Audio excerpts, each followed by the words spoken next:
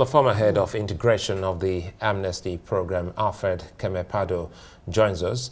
In our overflow studio is lawyer and Arise News analyst Frank Tietie. Gentlemen, good to see you both, and good thing both of you understand the region and the terrain. Let's start with you, Alfred. Is it safe to say we have a failed amnesty program for the Niger Delta?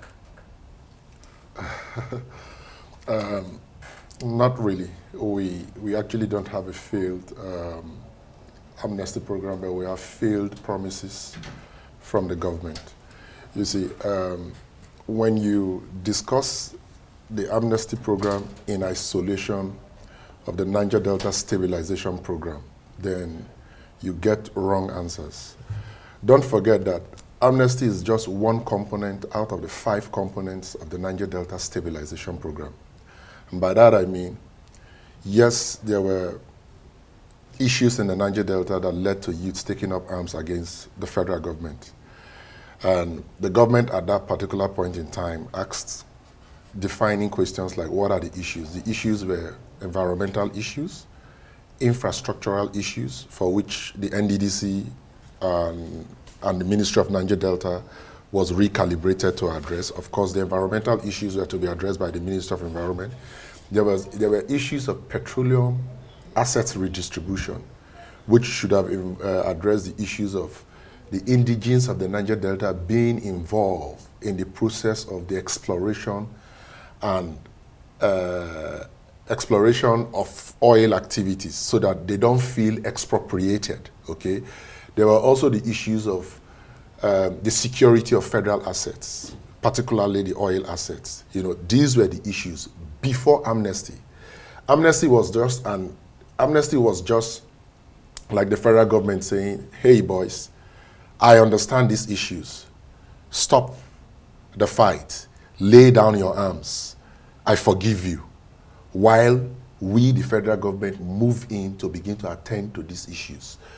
But after the people and the youths of the Niger Delta laid down their arms, gave up themselves, embraced amnesty, came out for, of course, for a reintegration process, which has to do with the training and other things. Mm-hmm. The federal government reneged on these other parts of the program, which is why till today you see that even something as basic as the East-West Road is still not attended to. Even the cities that President Yar'Adua graciously promised the region, none of them. The environment is dirtier than we met it. So nothing has been done to address these issues at all. So it's now leaving the amnesty program alone. Now, the amnesty program at that time was described by Asare Dokubo as a bribe. And it's looking like it, because the amnesty program was to cater for the training of ex-agitators, one, and more importantly, members of the impacted community, to be trained in valuable skills to take advantage of the opportunities that these other components of the leg will provide. So the federal government didn't attend to it.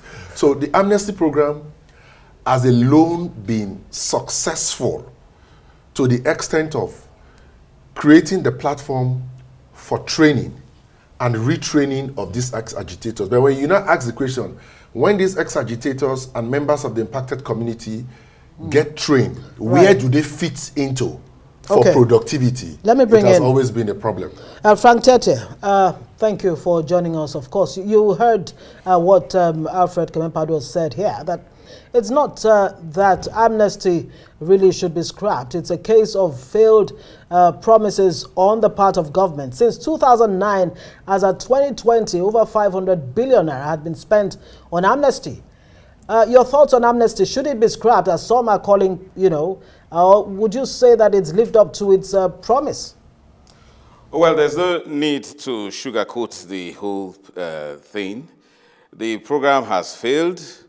If, in my personal opinion, as a major stakeholder, I would say as an indigene of the Niger Delta, my position is that it should be scrapped without much debate. However, before coming on air tonight, I conducted a very quick survey And I spoke with authorities on the issues of the Niger Delta, notably Mahmoud Akuga of Inside the Niger Delta, a broadcaster. I also got the thoughts of Dr. George Hill and then Honorable Induro Wills. And then I conducted a wide survey using social media platforms. The majority of the view is that it should be reviewed. It should not be scrapped. But I speak from personal experience as an advocate, once an activist and never a militant. I believe it should be scrapped. First, it's not my opinion. The former president, President Muhammadu Buhari, knew that he was just throwing money at the Amnesty program. He knew quite all right that there was humongous corruption going on at the presidential Amnesty program. General Mungono, who was then the National Security Advisor, expressly told the Nigerian public that 718 billion naira was wasted in the Amnesty program as a result of corruption and lack of transparency. Now, would a new president come on board and still continue that kind of program? In my privileged capacity, I think this president should not tolerate that kind of failed program that is woefully, with a very woeful record. Now, as we speak, there is also no prevarication to the fact that the idea of the Amnesty program, which was supposed to be disarmament, demobilization, reintegration, reformation and then rehabilitation and then reintegration, all of these elements have failed. So where were the disarmament? I recall many of them when they were submitting weapons for cash, and they were saying, "Oh, we are just submitting the rusty ones, we don't have so many in the creeks that we're keeping in case this thing doesn't work." And it turns out that it is, so disarmament failed. When it comes to demobilization, well, it appears as if the ex-warlords were simply made billionaires. They are there roaming around, they are acting as big boys who don't have security contracts. And then talking about rehabilitation, you sent them to school to become pilots and engineers.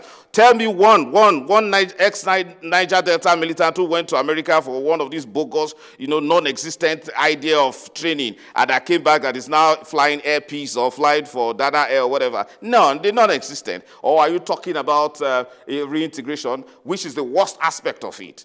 And in the sense that we are not seeing, have they been reintegrated into the police or in the army, in the way we hear news of ex-Boko Haram fighters who have been reintegrated into communities and probably the army.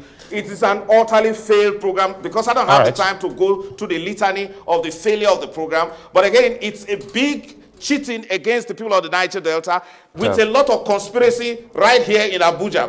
I take that advice that at all we must reform it, then let's take a look at taking it closer to the Niger Delta here in Abuja. We'll take a look at that, and that's why we're going back to looking at this, because as a journalist, I've met a few who were trained in Holland and came back and they're doing well. But again, let's ask Kemepado what he thinks about that, because Kemepado, Alfred, help us make sense of some of the key concerns Tietie raised.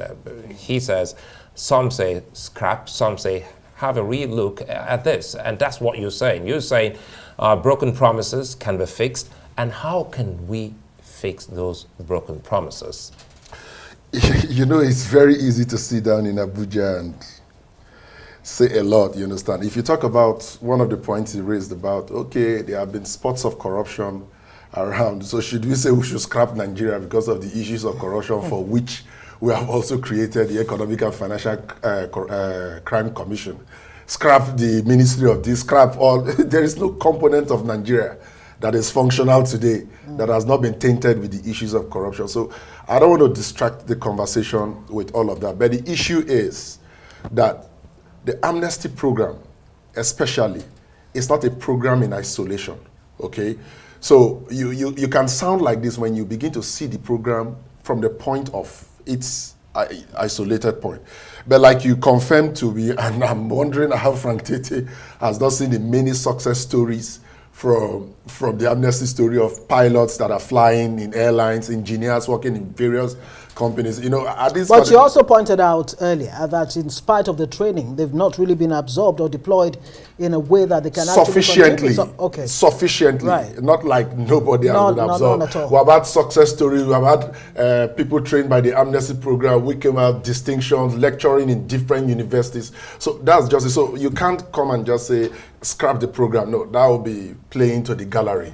The questions are, yes, we have problems in the program, like we have in many other programs. How do we fix it? Problems like arms proliferation, that's the issue here. Hold on. Frank said earlier that, look, what these people submitted in or dropped in 2009, well, maybe the useless Can I answer weapons. You? Can I just answer you? Yeah. Now, the Amnesty program is to take care of the documented ex-agitators. The program, as it's set up now, okay, is not in charge of mopping up arms.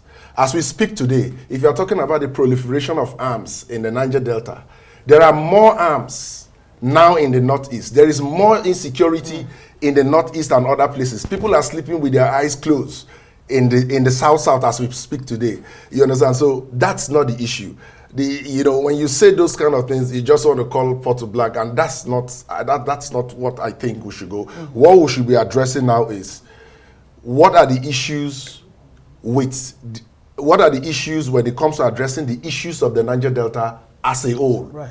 Do you understand? And how do we fix roads? How do we create jobs? Because you see, let me tell you something. The problems with the Niger Delta, as it is with other parts of the country, is the inability for government policies to churn out education in relevant areas that will make our citizens more productive. Okay? It is not a Niger Delta issue. It is failure across boards. Okay? Statistics show there are parts of this country that you can't drive freely. The Niger Delta is not part of it. So to that extent, it is a huge success. Okay. So yes, we have issues to address in the presidential amnesty program for the Niger Delta people and make it even work better. Issues such as funding. Why have we not asked the question? The budgetary provision that was for the Niger Delta amnesty program 10 years ago is still the budgetary provision. Why the dollar has skyrocketed for more than 20 times. So I'm not trying to come here to ask for more funds, but I know that if we look at these issues holistically, we can. I think the issues. Better solutions. I think yes, better solutions. That's what we're here. Yeah. Listening to you, and you also talked about environmental issues. Frank, mop up, the cleanup. I remember Angie Briggs came just recently, and she spoke about that is one failed sore point that the government hasn't actually taken care of.